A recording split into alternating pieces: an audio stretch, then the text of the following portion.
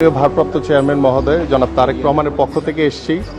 তোমরা যারা গত জুলাই আগস্টে আহত হয়েছ বাংলাদেশকে স্বৈরাচার মুক্ত করার জন্য, তোমাদের পাশে আমি এবং আমাদের বিএনপি পরিবার, আমাদের মাননীয় ভারপ্রাপ্ত চেয়ারম্যান মহোদয় তোমাদের পাশে রয়েছে।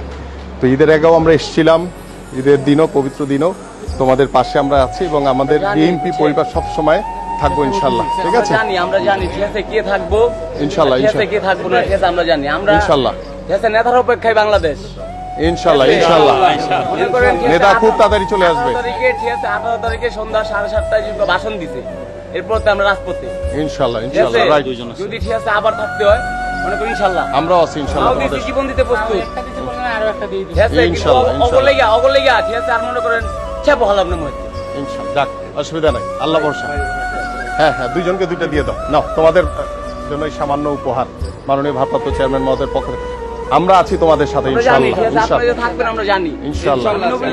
রাজনীতি করছি, আরে বাবা ঠিক আছে আদর্শ মনে করেন বুকটা ভরা ইনশাআল্লাহ, ঠিক আছে মনে করেন ঠিক আছে জিয়া মানে প্রেসিডেন্ট জিয়া ঠিক আছে মনে করেন সবকিছু আছে মাশাআল্লাহ মাশাআল্লাহ, এক্সেলেন্ট আছে ভিতরে, এক্সেলেন্ট ঠিক এক্সেলেন্ট। আছে কিন্তু মনে করেন অগো মনে করেন কি কম পুরা একটা রমজান মাস গেছে স্যার, ঠিক আছে কিচ্ছু হবে না, একটা দিন আছে না দেয়া করতে, ঠিক আছে আমাদের রক্তের উপরে তো ওরা, ঠিক আছে ওরা এত উপদেষ্টা, এত সমন্বয়ক, এত বিএমডব্লিউ গাড়ি, ঠিক আছে এত ঠিক আছে প্রাডো গাড়ি, এত দামি দামি এত কিছু, ঠিক আছে আমরা না খাইতেই খোঁজ করি না।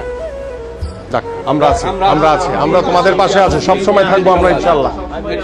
ধন্যবাদ। কি নাম তোমার? আমার নাম নাদিম। নাদিম, ধন্যবাদ। তোমার নাম? মনির খান। ঠিক আছে, থ্যাংক ইউ, ভালো থাকবা।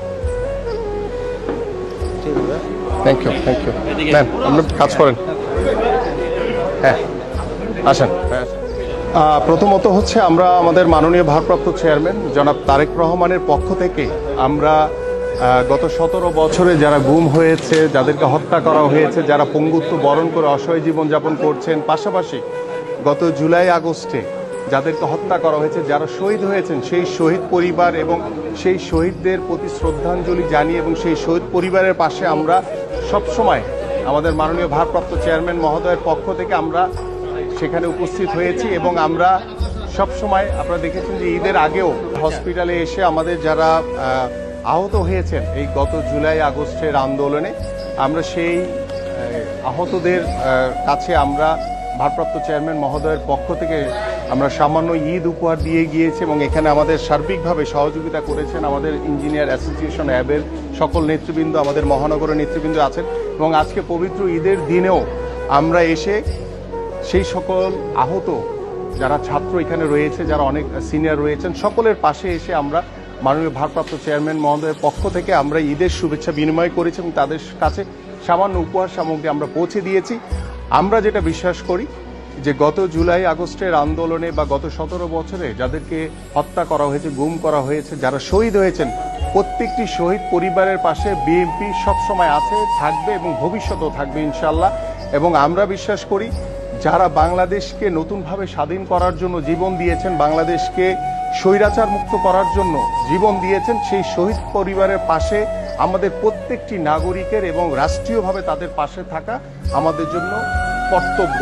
এবং সেই কর্তব্যর জায়গা থেকে আমাদের মাননীয় ভারপ্রাপ্ত চেয়ারম্যান মহোদয় বারংবার আমাদেরকে নির্দেশনা দিয়েছেন আমরা যাতে সেই সকল শহীদ পরিবারের পাশে সবসময় থাকি, তাদের খোঁজখবর নেই এবং যারা আহত হয়েছেন তাদের পাশেও যাতে আমরা সবসময় থাকি।